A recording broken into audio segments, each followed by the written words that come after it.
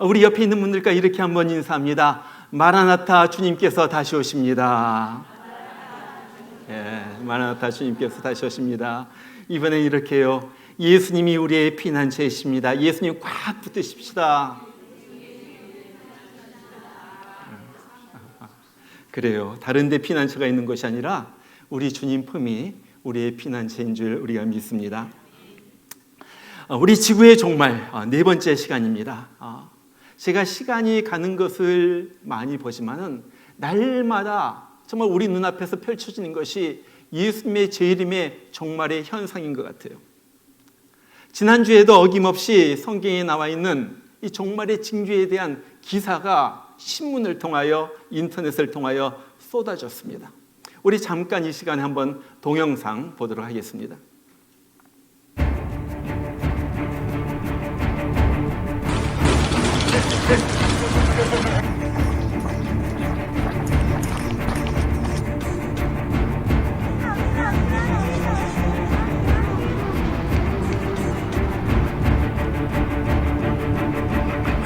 Súper asustada, no puedo creer que volvió a pasar lo mismo que de 7 a la casi la misma hora.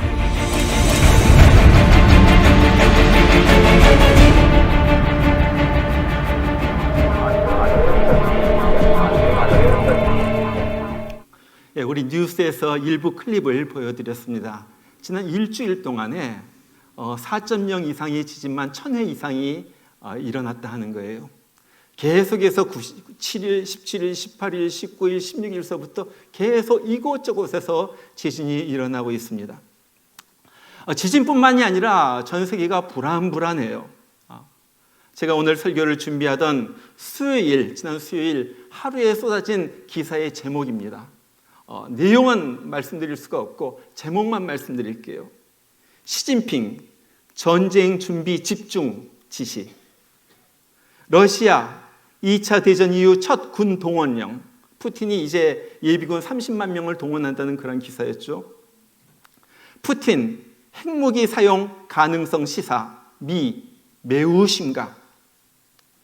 그 다음에 바이든 푸틴 유럽의 핵 위협. 핵전쟁 결코 일어나선 안 돼. 그 다음에 바이든 세계 1억 9,300만 명 식량 불안정 4조 원 지원. 이것이 지금 그 유엔 총회가 열렸는데 그때 바이든 대통령이 거기에서 말한 내용입니다. 우리 얼마 전까지 유엔 총회가 열렸었잖아요. 거기에서 안토니오 구테우스 유엔 사무총장이 첫 번째 각 나라 정상이 모인 그곳에서 첫 번째 연설하면서 이런 얘기를 했어요. 세계가 위험에 처했다. 그리고 마비됐다. 세계는 큰 공경에 처했다. 분열이 깊어지고 불평등은 커지고 있다. 여러분, 제가 징조에 대해서 말할 때 그냥 하루하루 일어난 일만 보고서 와, 예수님 오실 때가 다 됐다. 그렇게 얘기하는 것이 아니에요. 하루의 일들은 또 그 다음날 안 일어날 수도 있어요. 또 전쟁이 그칠 수 있어요.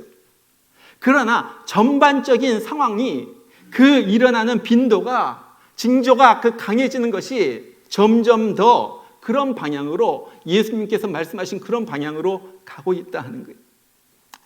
자, 이런 시대의 현대인들이 가장 원하는 것이 무엇입니까? 그것은 바로 둘로 요약될 수가 있어요. 하나는 평화이고 하나는 풍요입니다. Peace and prosperity. 여러분, 전쟁 무서워요. 사람들 죽는 거 보면 끔찍하잖아요. 그래서 모두가 우리 좀 평화롭게 살고 싶은 거예요. 또 배고픈 거 싫어요. 좀 잘 먹고 잘 살고 싶어요. 먹는 거엔 구애받지 않고 그렇게 살고 싶은 거예요. 그런데 우리에게 들린 소식은 정반대죠. 기아가 급증하고 있다. 전쟁의 소식이 여기에서 저기에서 막 툭툭 불거져 나오는 거예요.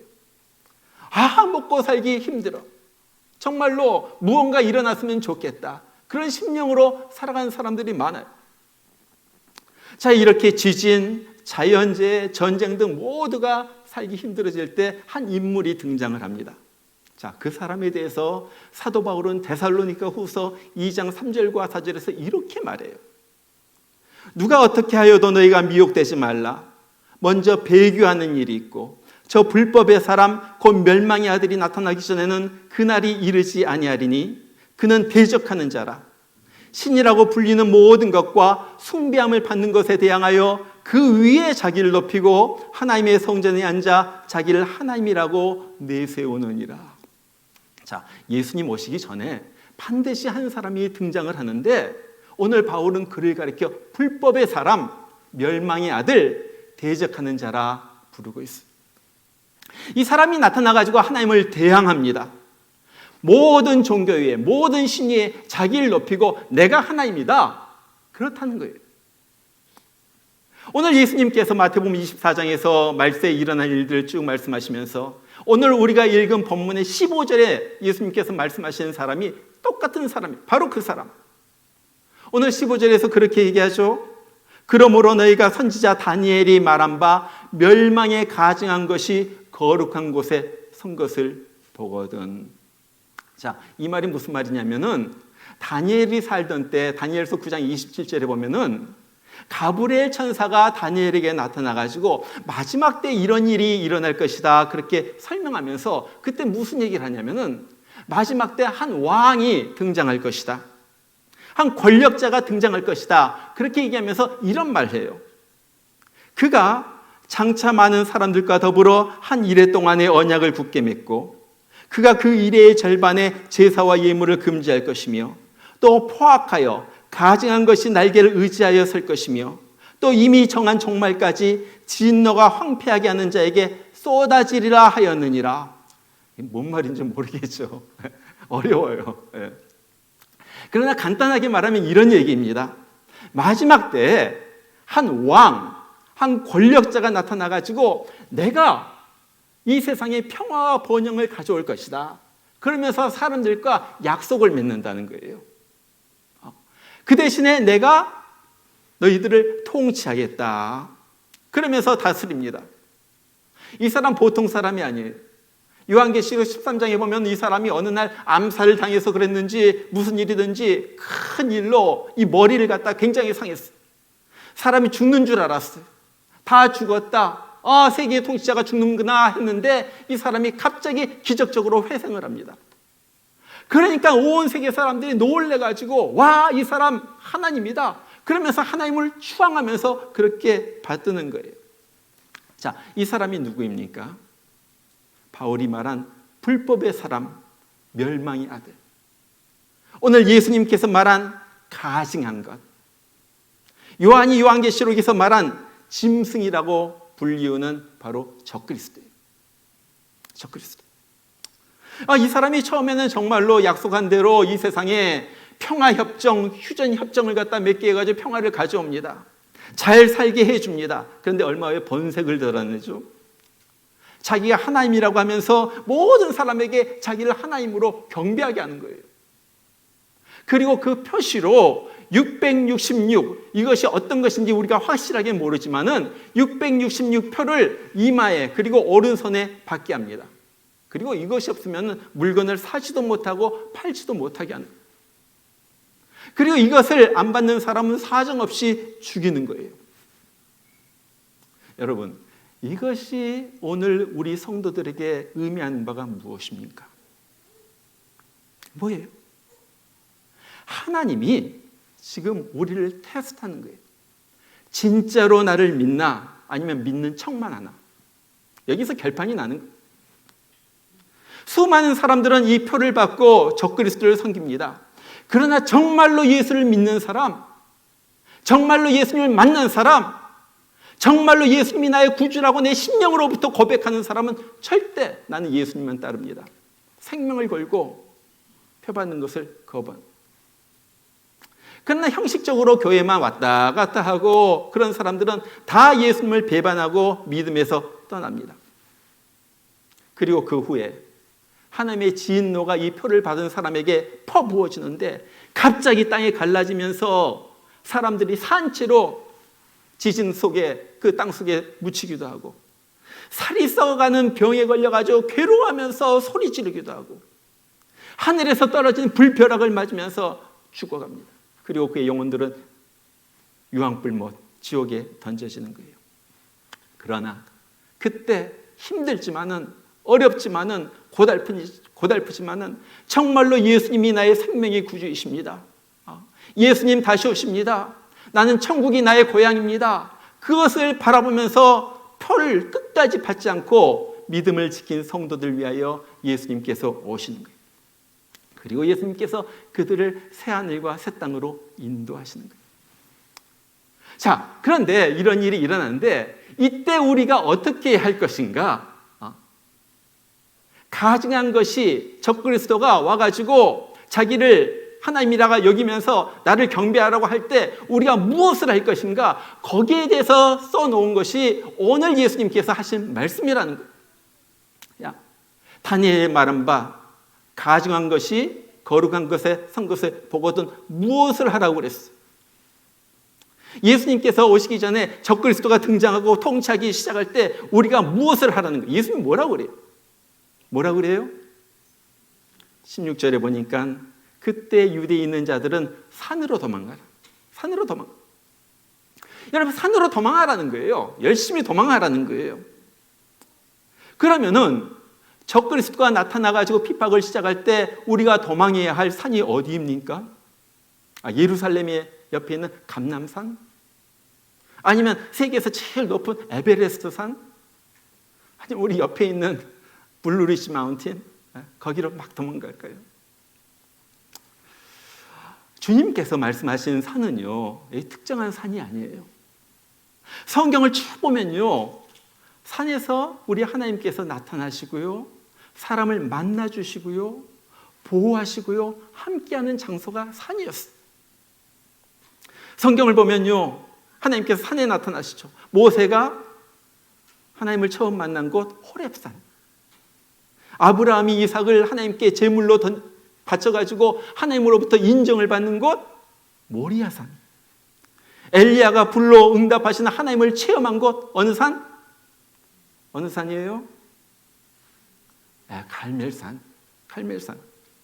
모세가 40주야로 하나님과 동행하면서 십계명을 받은 곳 시내산. 예수님이 제자들 데리고 가가지고 하늘나라 영광을 보여준 곳 변화산. 오늘 제자들에게 예수님께서 말씀하신 것도 바로 감람산. 뭐 이렇게 큰 산은 아니에요. 그러나 감람산. 그리고 나서 요한계시록 14장 1절에 보면은 예수님께서 하늘나라를 보여주면서 예수님께서 한 산에 서 계신데 그 산이 시온산이에요. 시온산. 그리고 하나님의 초청을 받은 14만 4천 명의 사람들이 주님과 함께 시온산 위에 서 있는 거예요. 여러분, 시온산이 뭐예요? 뭐 하늘나라에 가면 산이 있나요? 그 얘기가 아니죠. 이 시온산은 하나님이 거하시는 곳을 상징적으로 말해주는 것이 바로 이 시온산이라는 거예요. 여러분, 그래서 이 사실을 아는 유대인들은 하나님께서 산에 나타나시고 하나님이 그렇게 산에서 역사하신 것을 생각하면서 산을 향하여 기도를 합니다. 시편 121편 1절에 보면 시편 기자가 이렇게 하잖아요. 내가 산을 향하여 눈을 들리라. 나의 도움이 어디서 올고 나의 도움은 천지를 지으신 여호와께서로다. 산을 향하여 주님, 내가 도움이 필요합니다. 주님, 나를 도와주세요. 자, 그러면은 이 적그리스도가 나타나서 세상을 통치하면서 믿는 이들을 핍박할 때 우리가 도망해야 할 산이 어디예요? 그것은요, 어떤 지리적인 장소가 아니라 하나님의 임재가 있는 곳, 하나님의 임재 안에 거하는 곳, 그것을 산이라고 표현했다. 아침마다 말씀을 대할 때, 또 저녁 때 집에 돌아가지고 무릎을 꿇고 하나님, 나를 불쌍히 여겨주세요. 그때 하나님의 영이 임하시면서 하나님의 임재가 느껴지는 그곳이 산입니다. 오늘 예수님께서 말씀하신 것은 마지막 때 환란이 일어나고 적그리스도가 와가지고 핍박을 하고 두려움이 생기고 정말로 무서움에 막 떨릴 때 내가 피할 곳 하나님의 품 안이다. 하나님의 임재 안으로 들어가야지 된다. 하나님과 만나야지 된다. 그래서 주님 없이는 내가 못 삽니다. 그렇게 하면서 하나님을 꽉 껴안으라. 그러면 거기에서 하나님의 보호를 체험하게 되는 거예요. 여러분, 구약의 다니엘이 그런 사람이었습니다. 이 다니엘은요, 어렸을 적에 바벨론의 포로로 끌려가가지고 바벨론에서 총리까지 된 인물이에요. 굉장하죠.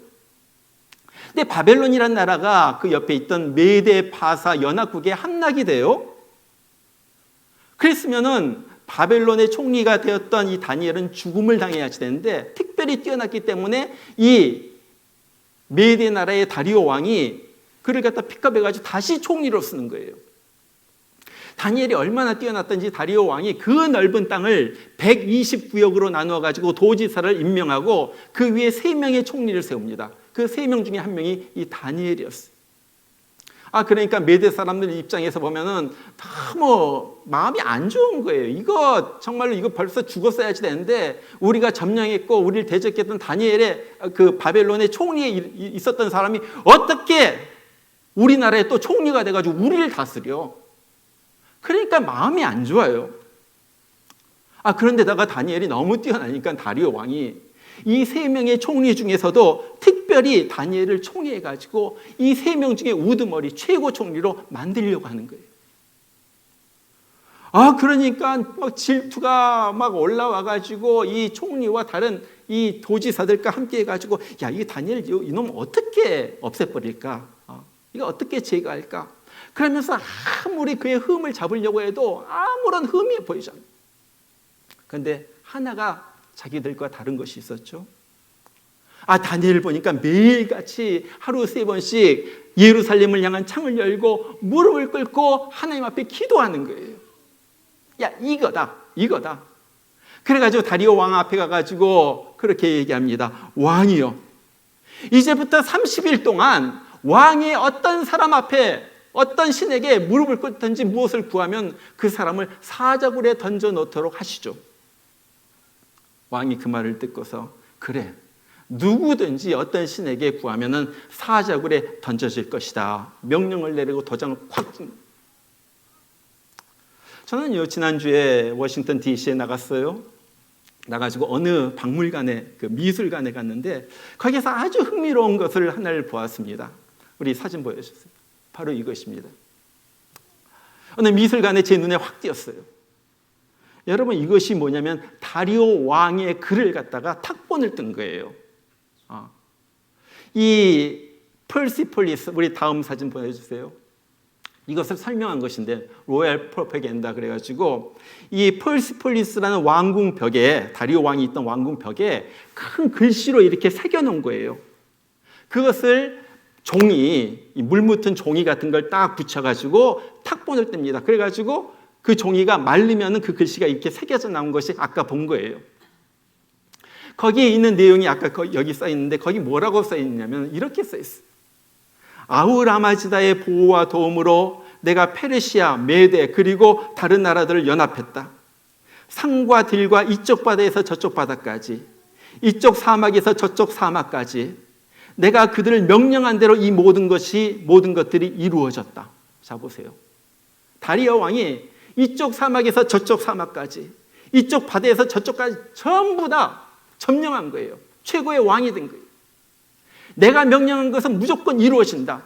막강한 힘을 가지고 그렇게 외칩니다. 그리고 그 일은 돼야지 되는 거예요. 다리오 왕이 이렇게 말하면 누구도 거역할 수가 없어요. 그런데 거기 거역한 인물 한 명이 나오죠. 오늘 다니엘이에요. 다니엘은요, 이런 위기 가운데서 왕의 명령을 거역합니다. 그리고 오히려 하나님께 더 기도하는 거예요. 더 달려드는 거예요. 이전과 똑같이 하루에 3번 창문을 열고 하나님을 향하여, 살아계신 하나님을 향하여 무릎을 꿇고 간절히 기도하는 거예요. 드디어 다니엘이 사자굴에 던져집니다. 병사들은 그 사자굴에서 아무도 꺼내지 못하도록 그 굴을 큰 돌로 막았어요. 그런데 보세요. 다니엘이 사자굴 던져지기 전에 누군가가 굴 속에 먼저 와 있었어요. 누군 줄 아세요? 바로 하나님의 천사예요.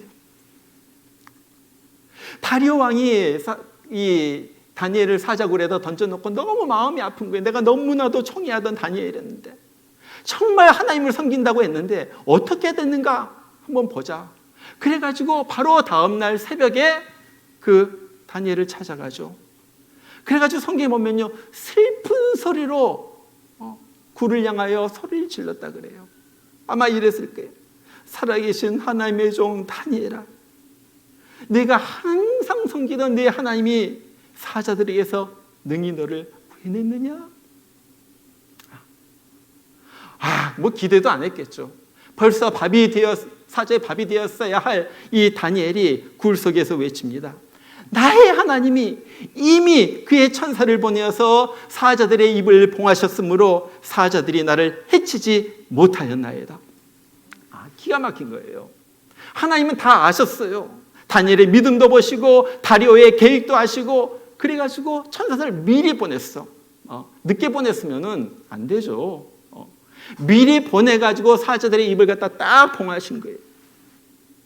기가 막히죠. 왕이 너무 기뻐가지고 다니엘을 굴 속에서 끄집어냅니다. 그러고 보니까 다니엘이 탈끝 하나 상하지 않았어요. 여러분, 어떻게 그런 일이 일어났습니까? 다니엘서 6장 24절에 이 일어난 그 비결에 대해서 이렇게 한마디로 말해요. 이는 그가 자기의 하나님을 믿음이었더라. 믿음이었더라. 그가, 다니엘이 자기의 하나님을 믿음이었더라. 자기의 하나님. 다니엘에게 있어서 하나님은요, 누구 남의 하나님이 아니에요. 나의 하나님, 나의 개인적인 하나님이에요. 그래서 아무리 메대 사람, 퍼시아 사람이 뭐라고 해도 개인적으로 내가 주님을 만났는데, 이 하나님이 나의 하나님인데, 나를 구해주신 분인데, 나를 이렇게 올리신 분인데, 내가 이 하나님을 어떻게 배반을 해? 어떻게 내가 하나님을 모른다고 할 수가 있어? 하나님을 버릴 수가 없는 거예요. 자, 묻습니다. 여러분에게 있어서 하나님은 여러분의 개인의 하나님이십니까? 안 목사의 하나님이 아니라, 성경에 나와 있는 어떤 사람의 하나님이 아니라, 내가 매일 만나고 내 믿음을 고백하는 나의 하나님, 나의 하나님, 어떻게 해서도 버릴 수가 없는 나의 하나님, 그 하나님인가 하는 거예요. 자, 다니엘은 이 하나님을 믿었어요. 그냥 머릿속으로 믿는 것이 아니에요. 믿음은 머릿속으로 믿는 것입니다. 날마다 생활 속에서 주님을, 내가 고백한 그 주님을 믿고 따르고 의지하고 그에게 순종하고 충성하는 거예요. 이것이 믿음입니다. 이것이 믿음. 자, 이 다니엘의 믿음을 갖다 하나님께서 보셨어요. 너무너무 감격스러운 거예요. 그래가지고 다니엘이 사자굴에 던져진단다. 너 천사, 너 가가지고 사자 입을 갖다 봉해버려. 그리고 나서 하나님께서 어떻게 자기를 믿고 따른 자를 어떻게 영화롭게 하는지 내가 만민 가운데 보여주겠다. 하나님의. 여러분, 마지막 때 성도들을 향하여 무서운 박해와 핍박이 다가올 것입니다. 그때 우리에게는 두 가지의 길이 있어요. 정말 그 박해 앞에 무릎을 꿇고 하나님을 버릴 것인가? 또 하나는 오히려 더욱 박해를 볼수록 하나님의 품에 뛰어들어 하나님의 품 안에, 피난처 되신 하나님의 품 안에 안길 것인가? 그거예요, 그거. 둘로 갈라집니다. 중국에 보면요, 참 중국에 귀한 성도들이 많아요.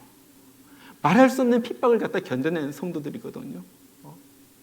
그 공산당이 막 요즘도 그러잖아요. 교회를 갖다가 허물고 목사들을 잡아가고 사람들을 잡아가고 막 고문하고, 그런 가운데 저들이 부른 찬송이 하나가 있어요. 난 이 찬송 너무너무 좋아요. 여러분들 유튜브 통해 가지고 한번 보세요. 제목은 피난처 되시는 주 예수, 이런 찬양이에요. 피난처 되시는 주 예수, 영원한 승리의 왕, 주님의 얼굴을 구할 때 주의 빛 비추시네. 전쟁은 주님께 속겠네. 승리는 우리의 것. 예수의 이름을 높이며 영원히 찬양하리. 주님의 임재에 온 땅 흔들리고 우리 기도에 하늘 문 여시네. 온 민족과 열방 주께 경배해. 영원히 보좌에 계신 왕께. 전 이 찬송 듣는데 너무 은혜가 됐어요. 이건 보통 찬송이 아니에요. 말할 수 없는 환난과 핍박과 눈물 가운데서 주님이 나의 피난처 되십니다. 그분은 영원한 승리의 왕이십니다. 내가 주님의 얼굴을 구할 때마다 주님께서 얼굴빛을 나에게 비춰주십니다. 전쟁은 주님께 속했습니다. 승리, 패배 그 주님께 다 달려있다는 거예요. 그러므로 승리는 우리의 것입니다. 예수의 이름을 높이며 내가 영원히 무슨 일이 있더라도 나는 주님을 찬양할 것입니다. 그럴 때 주님의 임재 온 땅이 흔들리고 우리 기도에 하늘 문을 여시고 하나님께서 응답해 주시고 그곳에 하나님의 임재 가운데 하나님의 보호심과 은혜가 내가 날가도 둘러싼다는 거예요. 여러분 이것입니다. 이거예요. 이것이 마지막 때 우리가 필요한 그런 믿음입니다. 우리 주님은 오늘 산으로 도망해라 하시면서 두 가지 도망할 때 주의할 점을 우리에게 말씀해 주십니다. 오늘 17절과 18절이에요. 지붕에 있는 자는 집안에 있는 물건을 가지러 내려가지 말며 밭에 있는 자는 겉옷을 가지러 뒤로 돌이키지 말지어다. 여러분 이 말이 무슨 말입니까? 무슨 말이에요?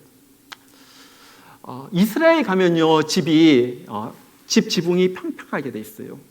평평하게 됐어요. 그래가지고 거기에다가 뭐 음식도 널어놓기도 하고 특별히 저녁 때쯤 되면은 아빠와 아들이 같이 올라가가지고 같이 대화도 나누고 그 다음에 거기 가가지고 하나님 앞에 기도도 하는 것이 지붕이에요. 반면 집안에는 무엇이 있어요? 집안에는 먹을 것, 입을 것, 살림살이, 뭐 장식구도 있고 뭐 여러 가지 부엌도 있고요. 그릇도 있고 그런 것이 집안이에요. 다른 말로 말하면 이 집안은 우리가 먹고 살고 그러는 하나의 세상살이를 상징적으로 보여주는 것이 이 집안이에요. 지금 지붕에 있다가 집안으로 들어가지 말라 하는 것은 한마디로 이거예요. 너 세상살이에 얽매여서 내 영혼 망치지 마. 너 그러면 안 돼. 물질적인 것, 세상적인 것 이런 거 찾으면서 세상살이에 푹 빠져 살면은 환난과 핍박을 이길 수가 없다. 윌리엄 바클리라는 신학자가 오늘 이 말씀을 갖다가 보면서 이렇게 한마디로 요약을 했어요. 이 말은 그리스도인가 세상인가라는 선택 가운데 그리스도인가 세상인가라는 이 선택을 본문에서 요구하고 있다. 그리스도인가 아니면 세상인가? 어느 거 선택할래? 밭에 있는 자는 겉옷을 가지러 돌아가지 말라 하는 말도 마찬가지입니다. 옷은 유대인들에게 굉장히 중요해요. 특별히 가난한 유대인들, 옛날 사람들 추울 때는 담요가 되고요. 더울 때는 햇볕을 가려주는 것이 되고요. 밤에 잘 때는 침구가 됩니다. 그래서 생활용품 1호가 옷이에요. 옷 한 벌 가지고 여행도 하고 그런 거예요. 그런데 마지막 때 우리의 생명을 구원하기 위해서는 이것까지도 포기할 수 있어야지 된다. 우리는 이렇게 하지 못해가지고 비극적인 최후를 맞은 한 사람을 우리가 보게 되죠. 누구였습니까? 이 구약 성경에 나오는 롯의 아내예요. 롯의 아내. 소돔과 고모라가 너무 악하니까 하나님께서 저들을 유황불로 멸망시키기로 작정하셨어요. 그런데 롯의 삼촌 아브라함이 하나님 앞에 결사적으로 매달리잖아요. 우리 롯만은 제발 구해주세요. 좀 봐주세요. 너무 애원하니까 하나님께서 천사를 보내가지고 롯을 만나게 하는 거예요. 천사가 그렇게 말해요. 롯, 이제 여호와께서 이 성을 멸하실 거니까 너는 너의 가족을 데리고 이 성을 피하라. 그래가지고 롯이 자기 가족들 다 모았죠. 다 모았어. 그리고 나서 말하는 거예요. 하나님께서 이곳에 유황불을 퍼부어가지고 이곳을 멸하실 것이다. 그러니까 우리 당장 이곳을 떠나야지 된다. 그랬는데 그것을 농담으로 여긴 사람이 있었죠. 롯의 사위들이에요. 아이고 우리 편하게 잘 살고 있는데 무슨 하늘에서 불벼락이 떨어져요. 뭐 하나님께서 뭐 우리를 갖다가 뭐 멸하세요. 뭐 하나님이 어디 있어요. 그러면서 농담으로 장난으로 여겼다는 거예요. 그래서 롯이 사위든 놔두고 자기 아내와 자기 두 딸 데리고 그곳을 빠져나갑니다. 그런데 롯의 아내가 뒤를 돌아다보다가 거기서 소금 기둥이 된 거예요. 왜 그랬습니까? 이것이 뭐가 중요해요? 돌아보는 게 뭐가 중요해요? 돌아볼 수도 있지. 근데 창세기 19장 26절에 뒤를 돌아봤다. 이 말, 히브리어 말 나바트라는 말인데 이것은 그냥 싹 쳐다보는 것이 아니라 고토히 바라봤다는 거예요. 마음을 가지고 정말로 안타까운 마음으로 바라보는 거예요. 마음속으로 바라보는 거예요. 다시 말하면 롯의 아내는 그냥 호기심에 한번 쓱 보는 것이 아니라 소돔에 두고 온 살림살이, 내 보석, 내가 아끼던 거, 내 집, 너무나 아낀데 이거 잊어버려서 어떡해. 그렇게 하다가 거기에 마음을 뺏겼다가 소금 기둥이 돼가지고 거기서 사라지게 된 거예요. 오늘 예수님께서 우리에게 말씀하신 이 마지막 때의 신앙은 어떤 신앙입니까? 뭐예요? 모든 세상 일 위에 내 영혼의 일을 그 위에 둔 사람. 믿음을 지키기 위해 세상에 좋은 것도, 내가 아끼는 것도, 내가 그렇게 좋아하는 것도 아낌없이 포기할 수 있는 바로 그 신앙. 여러분, 이 말은요, 우리가 말세가 됐으니까 여러분들 다 진짜 그만두고 기도원으로 올라가자, 그런 말이 아니에요. 열심히 생업하시고요, 열심히 자녀들도 학교에 보내서 잘 키우세요. 여러분 건강도 조심해야지 됩니다. 그냥 막 먹어가지고 막 배가 이렇게 나오고 막 우우 숨도 못 쉬겠네 뷔페집에 가가지고 그렇게 하지 말고 조금 건강도 조심하시고 운동도 하시고, 하나님께서 주시면요 또 좋은 집에 살고 좋은 차를 몰고 다닐 수도 있어요. 그런데 중요한 것은 그런 것에 내 마음을 뺏겨가지고 그런 것에 얽매여가지고 그것에 몰두하면서 거기에 빠져가지고 살면 안 된다는 거예요. 그거예요.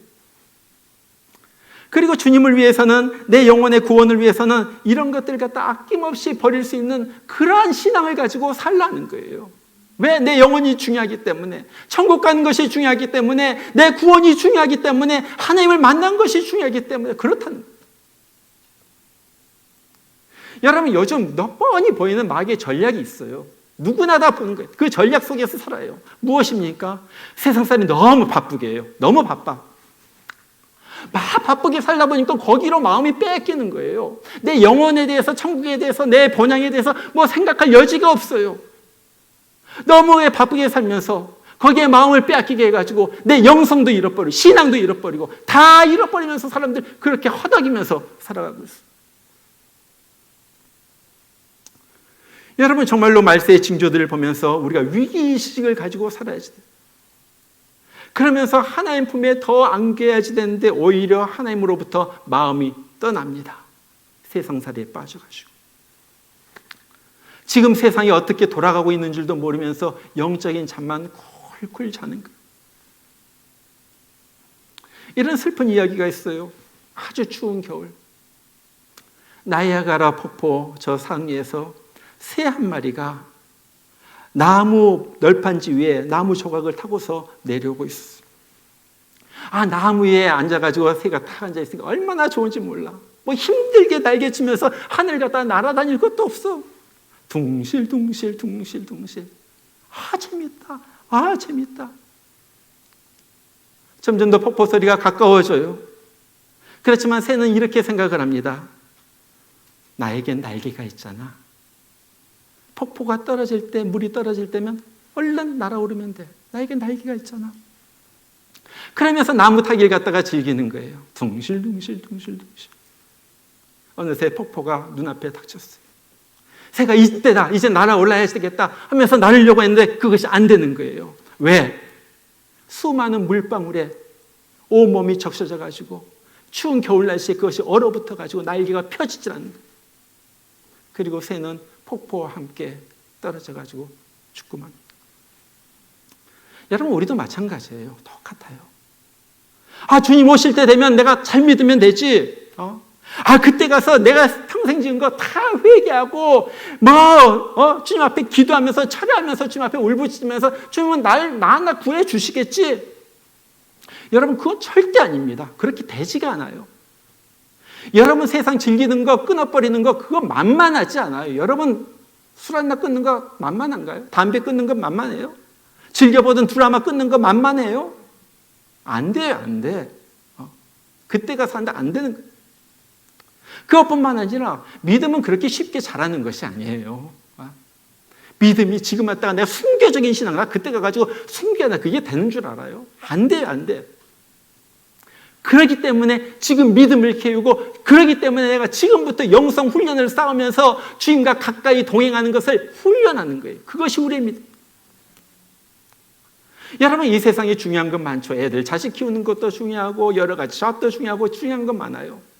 그러나 생명보다, 영생보다, 구원 얻는 것보다, 천국보다 중요한 일은 없어요. 천국보다 중요한. 그래서 예수님이 그렇게 말씀하시는 거예요. 사람이 온 천하를 얻고도 목숨을 잃으면은 무엇이 유익하겠는가? 그러잖아요. 여러분, 하나님께서 여러분의 생명을 갖다 취하시나 뭐가 쌓아놓은 것이 뭐가 대단해요? 뭘 가지고 자랑하고? 그럼 이탈리 유명한 휴양도시, 남부에 있는 그 아름다운 휴양도시 폼페이, AD 79년에 옆에 있는 화산이 폭발해가지고 재로 완전히 뒤덮였습니다. 날라오는 화산재 용암을 피하지 못해가지고 파묻혀 죽은 그 사람들이 발굴되기 시작했는데, 어떤 여인의 모습이 나왔어요. 엎드려 죽어 있는데 보니까 주위에는 사파이어, 루비, 보석들이 흩어져 있고, 손에도 꽉 쥐고 죽었는데 목걸이, 팔찌 이런 것을 쥐고 죽은. 이 사람 부잣집 여자였을 거예요. 그런데 죽음 앞에서, 심판 앞에서 이것이 무슨 소용이 있어요? 이것이 무슨 소용이 있어요? 우리가 정말로 주님 오실 때가 약간의 시간이 남아있을 때, 기회가 있을 때 정신 차리고 믿음을 키워야지 됩니다. 정신 차리고 내 영성을 길러야지 되는 거예요. 정말로 예수님 오실 때, 주님, 내가 주님을 그렇게 기다렸습니다. 천국을 그렇게 사모했습니다. 난 주님 얼굴 뵙기를 그렇게 원했습니다. 드디어 내 소원이 이루어지는군요. 주님, 난 너무너무 주님 보는 게 반가워, 너무 기뻐요. 주님을 맞이하는 그 신앙, 그 신앙 가지고 우리가 살다가 주님 오실 때 영광스럽게, 어떤 사람은 통곡하며 애곡하며 슬피 이를 갈며 주님을 맞지만은 우리는 기쁨으로 주님을 맞는 그러한 우리가 되기를 주의 이름으로 축원합니다. 축원합니다. 우리 같이 한번 기도하겠습니다. 오늘 말씀을 들었습니다. 정말로 내가 살아있는 영성 갖게 하여 주시옵소서. 깨어있는 자가 되게 하여 주시옵소서. 우리 하나님 아버지, 내 신앙이 너무나도 나태해졌습니다. 게을러졌습니다. 세상에 정말로 한눈을 팔면서 정말 그렇게 주님을 잃어버리고 살았습니다. 주님, 다시 회복되게 하여 주시고, 다시 일어나게 하여 주시고, 정말로 하나님을 향하여 다시 믿음의 발걸음을 옮기는 내가 되게 하여 주시옵소서. 주님, 나를 불쌍히 여겨주시고, 아버지 하나님, 내가 다니엘과 같은 믿음 가지고, 주님 변치 않는 그 믿음 가지고 무슨 일이 일어나도 나는 주님을 배반할 수가 없습니다. 하나님을 내가 모른다 할 수가 없습니다. 하나님, 나의 하나님, 하나님을 향하여 내가 살아갑니다. 고백하는 내가 되게 해주세요. 우리 이 시간 다 같이 기도합니다. 다 같이 진실한 마음으로 여러분의 입을 열어서 주님 앞에 간절하게 주님 앞에 기도하시길 바랍니다. 다 같이 기도합니다. 우리 하나님 아버지, 오늘 또 주님 말씀을 들었습니다. 나의 하나님 아버지, 내 영혼에 주님께서 들려주시는 말씀인 줄 압니다. 아버지 하나님, 정말로 롯의 사위들은 농담으로 여기고 장난으로 여기다가 멸망당했던 것을 보면서, 아버지 여기 있는 사람들 한 사람이라도 그렇게 아버지 하나님 농담으로 받는 사람도 없도록 하여 주시옵소서. 내 영혼을 깨치는 말씀 되게 하여 주시고, 내 영혼이 살아나게 하여 주시고, 다시 부흥되게 하여 주시고, 아버지 하나님, 정말로 이 마지막 때 내 믿음 내가 지키면서 주님을 향하여 달려가는 우리가 되게 하여 주시옵소서. 아버지 하나님, 정말로 이 시대가 가까이 왔는데 정말로 주님 모르신다고 하면 안 됩니다. 아버지 하나님, 내가 주님 정말로 내가 한평생 나를 섬긴 것을 안다. 한평생 내가 나를 사랑한 것을 안다. 너의 마음을 내가 안다. 주님께서 알아주시는 그러한 믿음 가지고 살기를 원합니다. 나의 하나님 아버지, 우리의 연약한 부분을 주님께서 강하게 하여 주시옵소서. 형편없는 모습을 봅니다. 너무너무나도 많이 쓰러지고 약하고 넘어지고 정말로 주님 보시기에 너무나도 형편없는 모습으로 살아갑니다. 그러나 주님, 그래도 우리는 주님에게 속해 있습니다. 주님을 바라봅니다. 주님 다시 한번 주의 손을 펼치시고 우리를 만져주시고 일으켜주시고 세워주시고 다시 한번 천국을 향하여 달려나가는 내가 되게 하여 주시옵소서. 우리 목양이 있는 사람들은 한 사람도 구원의 반열에서 떨어지는 사람 없도록 하여 주시고, 정말로 예수님께서 다시 오실 때 정말 이 세상의 모든 것이 끝나고 주님께서 심판주로 다시 오실 때 우리는 그 주님 공중에서 맞이하는 우리 되게 하여 주시옵소서. 주 하나님 감사합니다. 이제부터 믿음 생활 잘하게 해주시고 이제부터 정말로 주님 하루도 놓치지 않고 영성 잘 속에서 그렇게 주님과 함께 살아가는 그런 우리 되게 하여 주시옵소서. 우리 하나님 감사합니다. 끝까지 고백하게 해주시고 끝까지 믿음 가지고 살게 해주시고 끝까지 주님 따라서 달려나가는 그런 우리 되게 하여 주시옵소서. 우리 주님 불쌍히 여겨주세요. 주님 감사합니다. 주님 다시 오실 때까지 나는 이 길을 가리라. 좁은 문 좁은 길 나의 십자가 지고 나의 가는 이 길 끝에서 나는 주님을 보리라 같이 부릅니다. 주님 다시 오실 때 나는 이 길을 가리라. 나는 이 길을 가리라. 좁은 문 좁은 길 좁은 길 나의 십자가 지고 나의 십자가 지고 나의 가는 이 길 끝에서 나의 가는 이 길 끝에서 나는 주님을 보리라. 영광의 내 주님, 영광의 내 주님 나를 맞아주시리. 나를 맞아주시리. 주님 다시 오실 때까지 주님 다시 오실 때까지 나는 일어나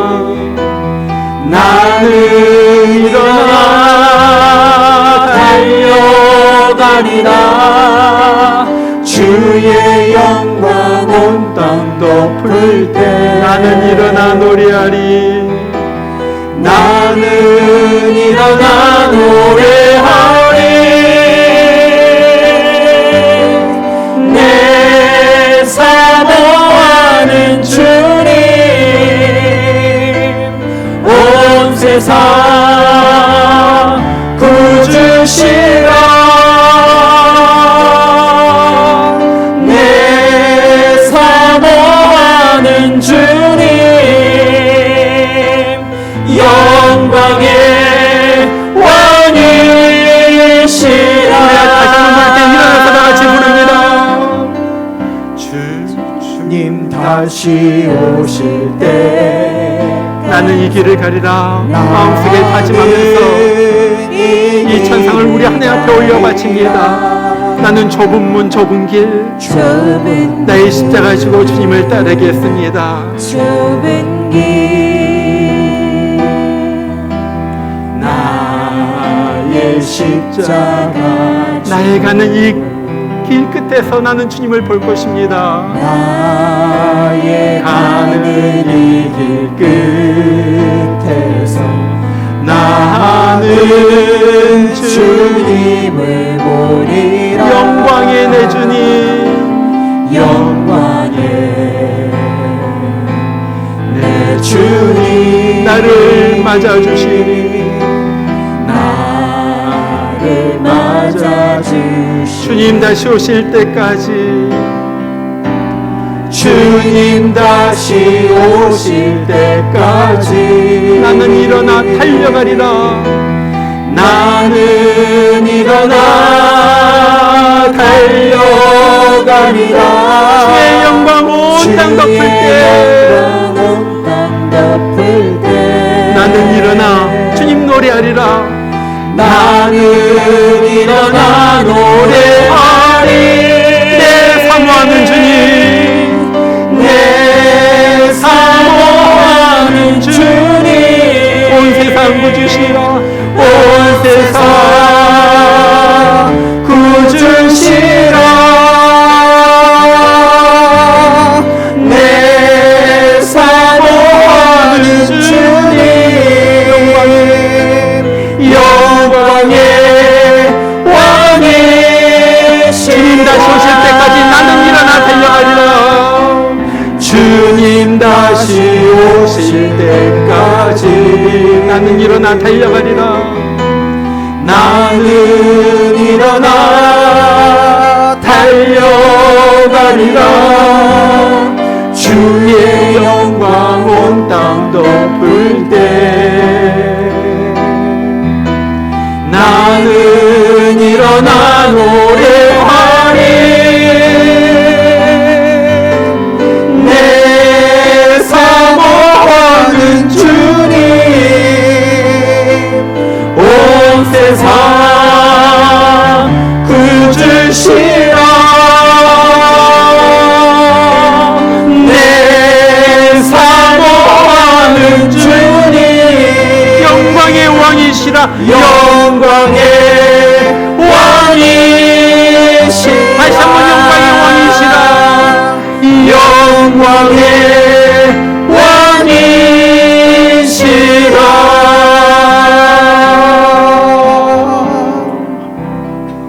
왕이시라. 기도합니다.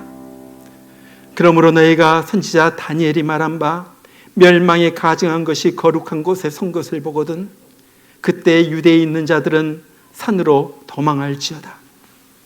이제는 나 한 사람 형편없는 지옥불에 던져질 나를 위하여 이 땅에 오셔서 대신 찢기시고 흘리시고 나의 죄짐을 다 짊어지시고 십자가에서 돌아가신 우리 주 예수 그리스도의 크신 은혜와 기꺼이 하나밖에 없는 아들을 아낌없이 보내주신 하나님 아버지의 그 긍진하신 끝없는 사랑하심과 오늘도 이 시대를 살면서 잃어버려진 저희들을 찾아오시고 구해주시고 이 마지막 때 정말 주님 오실 날을 사모하며 기대하면서 살도록 우리 심령 속에 역사해 주시는 성령의 역사하심이 오늘 주의 전에 나와서 주님, 내가 주님 다시 오실 때까지 정말 주님 내 믿음 변치 않고 주님 따라서 살겠습니다. 십자가 지고 따라갑니다. 고백하는 귀한 주의 성도들 10년 가운데 이제부터 늘 함께 하시기를 주의 이름으로 축원하옵나이다. 아멘.